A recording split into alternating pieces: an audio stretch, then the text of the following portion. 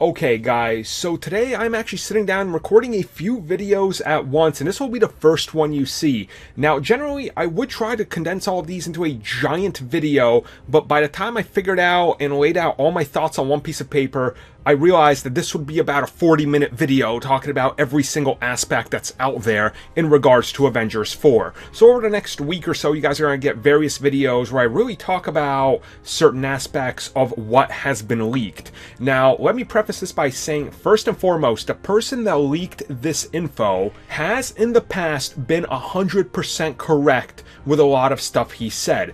There's actually a leak that came out in November in regards to Avengers Infinity War and many of the major scenes, and what happens in the movie and what the conclusion was going to be. Many people just dismissed it and it kind of fell off, and some people talked about it, said this is too insane, none of this can happen, and people have since went back and compared notes, and it's about 90% correct. So what I'm about to talk about in this series of videos is going to be something that this person is reporting on once again, so take it with a grain of salt, but know that this person was correct on many aspects, including Infinity War, elements of Black Panther, all of the Amazing Spider-Man 2, and various other aspects of other comic book movies, like the entirety of Justice League also I've seen out there a year before it was out. So be warned, but most likely a lot of this is going to be true.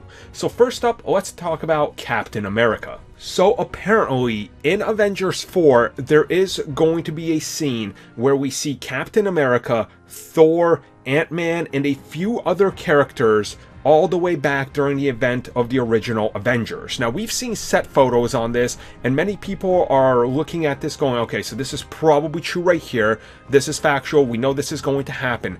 Now, apparently, what is happening here is that we're going to see all of these characters fighting Thanos, and Thanos actually ends up like just beating the living hell out of Thor, and Thor is almost beat all the way down to the ground, can't recover.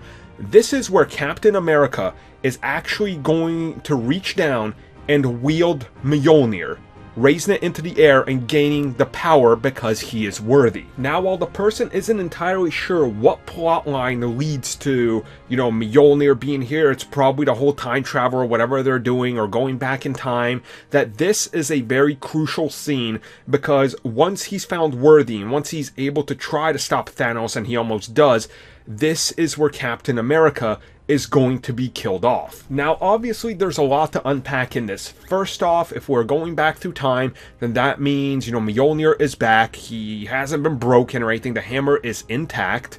Stormbreaker doesn't exist at this point, which would have all signs pointing to their altering history. And since we've already seen they're back in what looks like New York and everything, we see Loki being taken care of, many signs are pointed to the fact that this is probably true, and there's even set photos out there of Chris Evans holding what looks to be some sort of handle, and they're saying that this is what's going to be CG modified into Mjolnir. Now, I know people are saying, well, why wouldn't he just hold Mjolnir? Well, they never really do in these movies. I mean, if you look at Hela, when she grabs Mjolnir in Ragnarok, she just held a shoebox. So that's that, they're playing around with this. And honestly, if this is a way to get rid of Captain America and show that maybe he's worthy, I think that's honestly pretty insane. And that's quite an interesting way to be able to get rid of the character. Now, of course, if they're dealing with all this time travel and stuff, it probably doesn't mean he's dead in the long run, and he might return by the end of the movie. But when you think about how everything is pointing towards one thing or another, having this type of seismic change where things change back in the event of the Avengers, then the entire ripple throughout the rest of the universe would be pretty major. So remember, once again, this is a potential spoiler, but take it with a grain of salt. But once again, refer to this dude's history and how much he's gotten right. So a lot of things seem to be pointing at a very different type of film and story arc for what we're doing in Avengers 4.